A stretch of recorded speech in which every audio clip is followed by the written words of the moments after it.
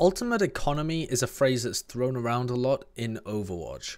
And at its most base level, most people use it to describe the concept of using as few ultimates as possible to be able to get a team win, a team fight win rather. So when a team fight looks like it's about to appear, how many ultimates do you have to invest to be able to win that?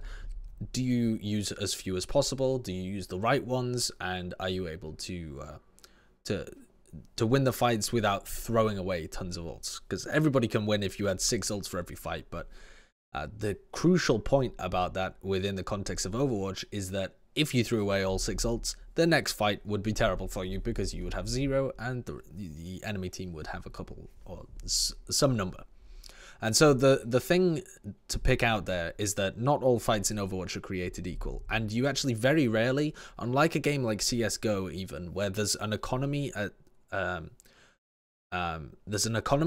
runs its thread throughout the entire game, but at various points, say every 4 rounds, something like this, even if things are going wildly out of whack, each team is going to have a reset of kind where both teams are able to full buy for the round, and you're going to have an even fight, an even round. The economy in that sense has reset.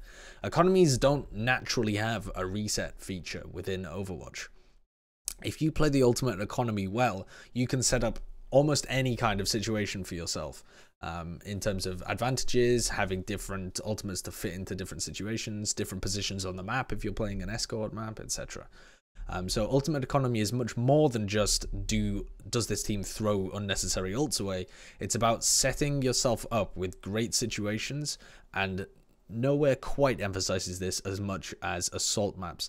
And this one in particular is really interesting, this fight between Rogue and Immortals in the finals of the Beat Invitational, because Immortals, over the course of 3 different fights, set themselves up to be in a position to win and take the attack, to actually take point B. But it takes them 3 separate fights, and each fight has a very specific purpose that fits into the larger thread of their ultimate economy.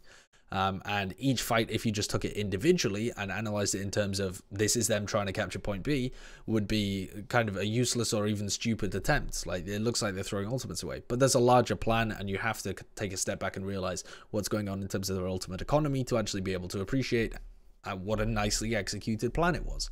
And this happens a lot on Assault in particular, where the defending team doesn't really get an advantage if they win the fight in terms of position, because they have a set point of the map that they have to defend. And so that's not quite the same on Escort or something like that. If you attack repeatedly on Escort maps, your opponent can set up in lots of different positions. They can set up forwards to force your ults out earlier, etc, etc. On Assault maps, it's really quite different. The attacking team controls the tempo much more than on other game types, and there isn't so much of a clock against them in terms of like King of the Hill or something like this. So let's focus in on the actual specifics of this. So what has just happened? In the fight before this, you'll see that Immortals are on the attack here. In the fight before this, they had just captured point A, and they were coming through. Neither Unco nor Wins had their ultimates up, the big defensive ultimates for Rogue to use. Immortals came in. Karev and Verbo both busted their ults. They kind of messed up the execution of it, though. I talked about it a little bit in a previous video, but Karev goes in, uses it too early, backs out to the point where he's out here. Both AKM and Nico are able to chase him, and Nox lays down a barrier so that Verbo isn't able to get line of sight, so the sound barrier doesn't connect onto Karev. They're able to get the pick and then re-engage in, and essentially the fight breaks down for Immortals. But now they're in a different situation, because Wins has managed to get his sound barrier up, and Unco's ticking up to his EMP. And Immortals have burnt both of their support ults. They're essentially on 0 support ults, but they've managed to get Agility's Blade up, which wasn't active for the previous fight. And in general, when you're thinking about ultimates, the way that I like to conceptualize and model ultimates in my head is how many fights will it take before this ultimate is live. So you talk about EMP. EMP is basically a 1-fight ultimate, as in each fight, the ultimate is going to be live. Or it's sometimes like a 1.5 fight ultimate, depending on how fast you take the fights. A sound barrier is much larger. It can be like depending on the pace of the fight, it can be anywhere from like a 3 to a 5-fight ultimate, something like this. It's fairly slow charging when you compare it to others. The blade is more like a 2 to 3 fight ultimate. You know, this is just talking about the pace that they actually charge. How many fights will you need to take to be able to generate that up if you burn it in this fight? And so you have all of these different like levels and the ways that they catch up to each other, and syncing them up across the board is the key to executing things really well. And so here we see a masterclass in Immortals syncing up ultimates across multiple fights. So they burnt both of their support ults. They know on the other side that Wins has his support ult. It's a fairly slow one, and Unco has the EMP. These are the two big ones that they need to get rid of before they can have a super successful push into B. So that's their goal, to get rid of Sound Barrier, get rid of EMP, and then have a clear opening. So how are they going to do that? If they try and get rid of the EMP first by focusing some engagement in which Unco has to use the EMP, and they get wiped by that, they're only going to have one small window to engage, and Wins is still going to have the Sound Barrier. So that doesn't make sense. Like if they go in, if they force Unco's EMP, and then in the next fight they go in and force Wins' Sound Barrier, by the time they reset up to go in again, Unco's going to have the EMP because it's that fast charging. But if they do it the other way around, they're going to have an opening. So if they go in now and force the Sound Barrier out, then Unco's going to have his EMP for the next fight. Then they go in again and focus and take out the EMP. And by that point, Wins won't have managed to charge up another barrier because it's a slower charging ultimate. So if they do it that way around, they're going to have an opening. And that's exactly their game plan for this. So here's their first fight. And Agilities is going to blade in to force out the Sound Barrier. And that's just a classic combination, you know. They managed to get the pick onto Nico. This is kind of not even the point. Immortals are... In all of these situations as well, if the fight ends up going ridiculously well for them, they have an opportunity to just kind of convert it into just full-on going for the point. But their more macro plan is to force out these ultimates. Blade is the best ultimate for forcing out a Sound Barrier. If you pull out a Blade, there's like a 90% chance that they're going to pull out a defensive ultimate because it's the only way to block it. It's a super powerful ult. It's not the only way to block it, but it's the best way to block it if you have one in the bag. So Agility is going to go in. They've already found 2 picks. Wins has to pop this ultimate here. There is no situation in which Wins cannot pop this ultimate, and they're going to lose the fight. And at this point, Immortals are not going to commit to it. They're not going to throw more ultimates in. They're not going to use their Primal Rage or the Sound Barrier, or their self-destruct. They're just going to take the disengage here. And so what have they managed to do? They've managed to trade the slightly faster building Dragon Blade for a slower building ult of Sound Barrier. So that puts them ahead in the macro game. The EMP is up for the next one, and they know this. And if they, in the next fight, manage to force the EMP out, Wins will be at about 0.5, 0.6 of a Sound Barrier, and Unco will be at about 0.2, 0.3 of a... I don't know why I'm saying 0 point instead of just the percentages. Wins will be about 60% ult. Unco will be about 20-30% ult. And they'll be able to repush again. And Karev and Verbo will have got up. So they've got this timing in their heads, this like synced up timing. And Agilities may be able to build his blade up by that time as well to sync with Karev and Verbo. It just depends how the fight goes. He might not quite get it, but it might come in kind of during the fight after they pop up the support ultimates. So things at the moment are nicely synced up, and their next step is to try and force out this EMP. And here's where Rogue make another mistake, in my opinion. I say another mistake. I'm in the mindset of I've just produced a video where I was talking about one of their mistakes. It's not another mistake in terms of this video. But go back and watch the other one. Would highly recommend it. The guys, whoever they got to do the narration's a good guy. Okay, so in this fight, they've managed to demech Envy and just leave him alive, so they've managed to put a big delay on it. This is a bit of a problem for Immortals, because this whole idea of doing macro really fast pushes into Anubis B to force out ultimates and then repush relies on you being able to disengage really quickly and then go back in for the next fight. And if Envy has to wait to build up his defense matrix there,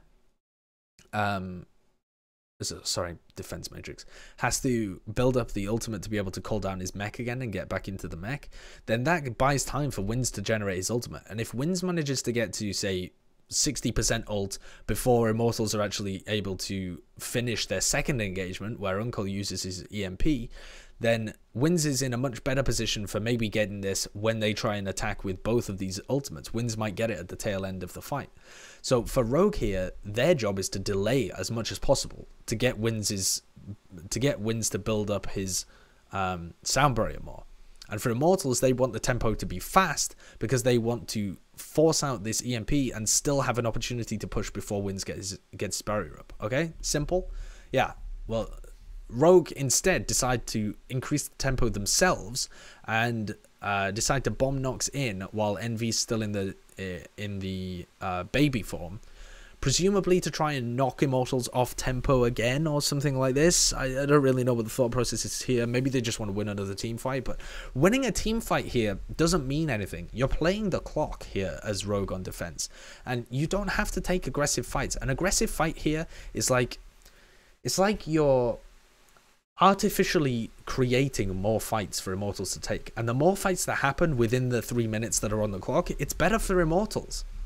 So even if Immortals lose the first 50% of the fights in this 3 minutes, the fact that they then have another huge amount of fights because Rogue are wanting to press the attack again and again is better for them. If Rogue sit back and they're super defensive and Immortals only get 3 fights out of it, their percentage of conversion is so much lower. So Rogue actually throw themselves in here. Nox engages, Unco's around the back, and they decide to use the EMP here. I think this is a really bad decision, actually. Because they managed to get the kills, obviously, but this is exactly what Immortals wanted in the first place. This plays perfectly into Immortals' macro game, and it happened about 10-15 seconds earlier than Immortals would have done it otherwise if Rogue hadn't taken the initiative. So wins at that point would have been, if we're being reasonable, probably about 60, maybe 70%, because you've got to imagine that Immortals are going to engage, Wins is going to get a bit of damage, stuff like this. So Wins at that point would have been about 70% because Envy's been out of his mech all this time, so Immortals weren't able to keep the pace up that they wanted. You know, if they go in now, they're just going to wipe. You know, Unco might not even have to use his EMP, they're going to get a bad engage off it. So it would be too risky for them to take the fight at that point with Envy without his mech. So they had to wait for Envy to get his mech. That allowed more time, would have allowed Wins to build up more of his barrier, but instead Rogue take the initiative and actually engage with the EMP, plays perfectly into Immortals' hands. And now what have they got? They've got 50% of the blade. They've got ultimates up across the board that they've managed to just save from previous fights that they didn't need at any point. And now they've built up both of their support ultimates. What's happening on the other side? Wins is at 50% of his ult. Unco's just popped. They've got a massive opportunity here.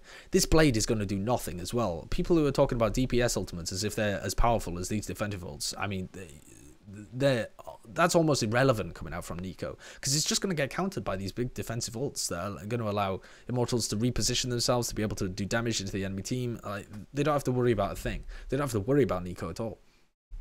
So they've engineered a massive opportunity for themselves here, and Rogue even played into them even better than they were expecting by going aggressive with Unco. So now this is their opportunity to engage, and they're pushing with both support ults against Non. They get the focus down on Nox really early on, who again is just playing slightly too aggressive without the rest of his team quite being there.